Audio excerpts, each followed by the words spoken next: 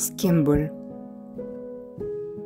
Mi-ai luat zorile, mi-ai dat primăverile, mi-ai luat versurile, mi-ai lăsat cântecele, mi-ai luat aripile și le-ai arătat depărtările, încurajându-le să descopere cât se pot întinde zările sub priviri înfometate de dor și dorință și în gând orizontul.